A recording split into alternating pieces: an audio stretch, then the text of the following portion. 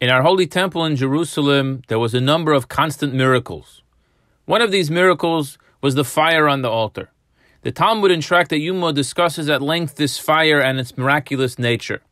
Listed as one of the special characteristic traits of this fire that was burning on the top of the altar was its shape. The Talmud says the fire was in the shape of a crouched lion. The Talmud asks a question on this statement, quoting from a sage who testified that he himself saw the fire on the altar and it was in the shape of a crouched dog, not a lion. So the Talmud answers this question by stating that there was a difference between the first and the second temple. In the first temple, it was shaped like a lion, whereas in the second temple, it was shaped like a dog. So the eyewitness testimony of the sage was correct, as he saw the fire in the second temple. What is the significance to this? What does the change in shape from a lion to a dog represent? There is an interesting idea shared on this. It's brought down that the fire on the altar represents a certain protective energy in the world. It was a spiritual light that shielded a person from sin. When it comes to protecting a person or home, there is a difference between a lion and a dog.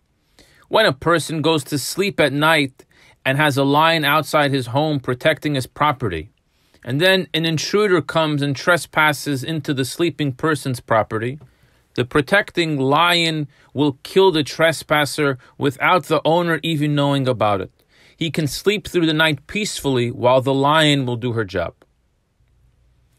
In contrast, a dog will begin to bark to scare away the intruder. The owner will wake up in the middle of the night from the noise, realizing that someone is attempting to trespass, but is being chased away by his protective dog. In the same way, during the first temple, the godly energy was so powerful that we didn't even realize that we were being spiritually protected by it. But in the second temple, there was a much lower level of divine spiritual protection. It was likened to a dog who chases away a trespasser by its ferocious bark and strength. We currently live in a time when we have no temple, we have no altar, we have no fire, not like a lion or like a dog. We live in a dark spiritual exile, and one can think that the longer this goes, the further we are from the light of the temple, the lower we are spiritually, and the further that we are from a proper connection to Hashem. In the beginning, we had great leaders and sages called Tanoim and then Amoraim, and as you go through the history of the past 1900 years, the spiritual darkness seems to be getting darker and darker, and we are moving further and further away from a godly light. But the truth is just the opposite. With every passing day in exile, we're one day closer to the rebuilding of the third temple. We are currently living in a most meaningful time. The long process of exile to reach a redeemed and perfected world is coming to an end. But the toughest part is just before the ending.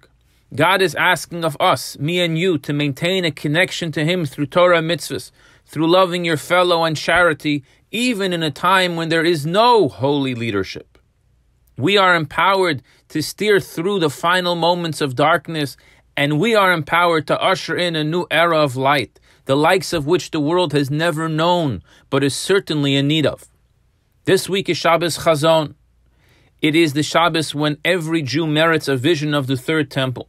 The purpose of this is to empower us to plow through these spiritually void times and bring the house down from heaven. May we merit that this Tisha B'Av be a day of celebration in our holy city of Jerusalem with our third Beis Hamikdash b'meheira b'yameinu. Amen. Good Shabbos.